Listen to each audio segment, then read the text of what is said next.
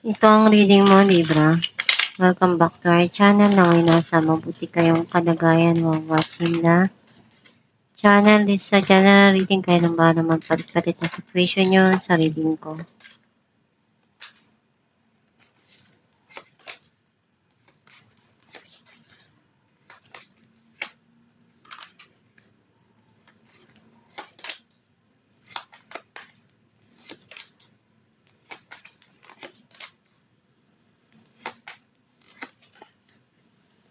At the bottom of the deck, Knight of Swords. Feel like ang nasa-sense ko na energy mo, meron dito ang darating na linaw do sa mga kinakaharap mo or nangyayari sa buhay mo ngayon.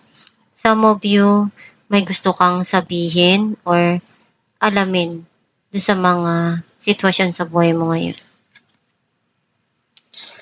Ang mensahe para sa'yo, may darating dito na malaking pagbabago sa buhay mo.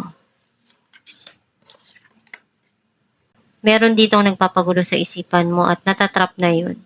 Pabalik-balik mong naiisip. Gusto mo nang makuha kung ano yung sa tingin mo ginawa mo or naghirapan mo before. Some of you ginagawa mo kung ano yung kaya mo, binibigay mo yung kailangan doon. Pero naiisip mo, kailan kaya darating yung panahon na aanihin ko naman yung mga pinaghirapan ko.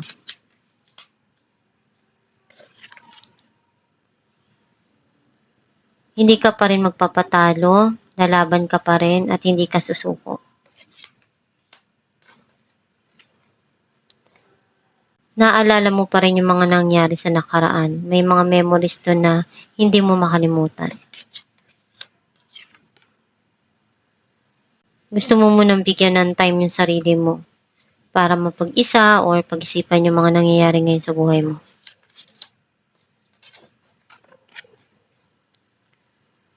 May sitwasyon na nag-struggle ka or nagkakaroon ng hindi maganda dito na sitwasyon or conflict. Nagkaroon ng end yung situation dahil hindi na nagiging maganda yung nangyayari or may darating dito na pagsisimula. Clarify natin ang death, Judgment, and the Sun.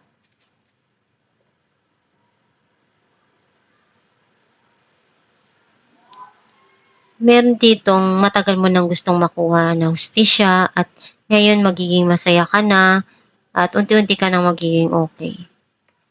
Clarify natin ang Seven of Pentacles, Nine of Cups, and Ten of Pentacles.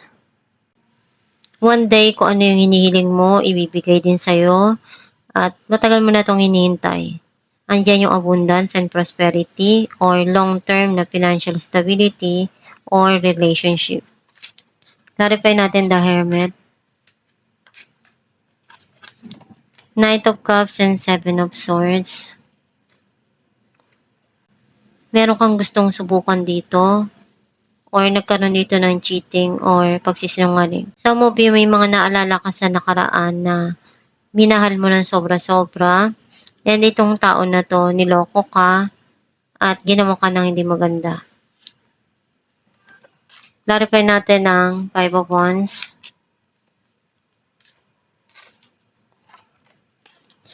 Ace of Swords, and Ten of Wands.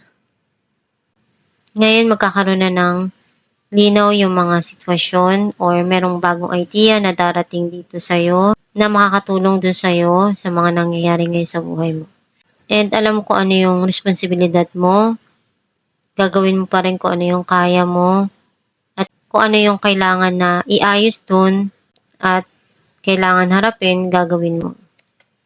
Clarify natin ang Eight of Swords, Ten of Cups, and the Hermit. Iniisip mo na kailan kaya darating yung magiging masaya ka at yung mga mahal mo sa buhay.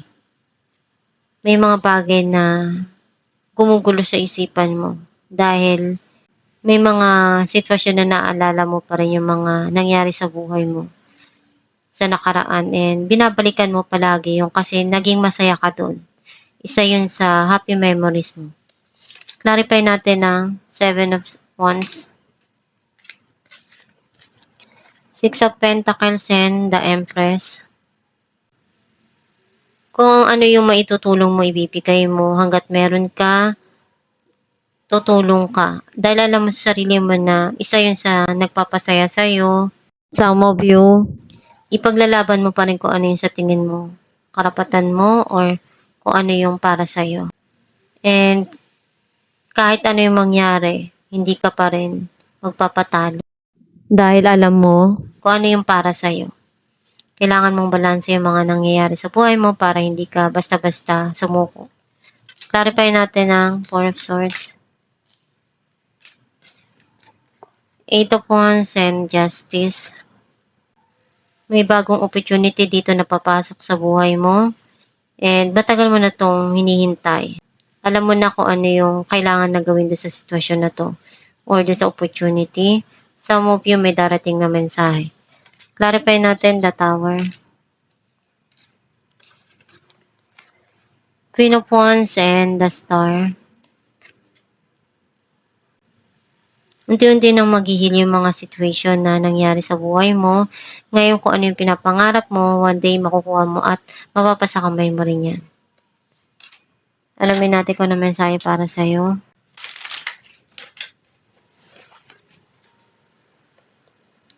I am patient knowing that whatever is of the highest good is coming to me.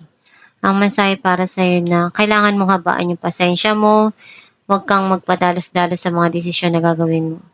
Ang malaga, alam mo kung ano yung kaya mong gawin doon at binibigay mo yung effort mo at lahat ng best mo.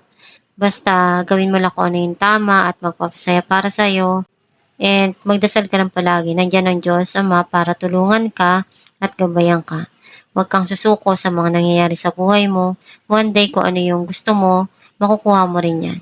Basta huwag kang magpapatalo at gawin mo lang palagi kung ano yung kaya mo. At itong yung reading, libro ako nakaresonate ka, kaya comment down below. Thank you for watching. Guys, meron po tayong binibenta na Aram Herbal Oil na makakatulong sa sumasakit na ugat o kumakati na varicose vein sa kamay man o sa paa. Ipahid sa gabi bago matulog at i-massage. And nakakatulong din siya na mag-fade ang iyong varicose vein.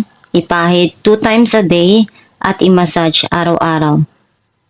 Gawin mo ito araw-araw para mag-fade yung varicose mo. Kapag masakit yung kamay mo, pwede mo rin siyang ipahid sa gabi at i-massage mo para pagising mo sa umaga, marirelieve na yung pain na naramdaman mo. Pwede kayong umorder sa Shopee or sa Facebook. Meron po tayo dong page na Star Shines. I-message nyo lang yon or mag-check out kayo sa Shopee.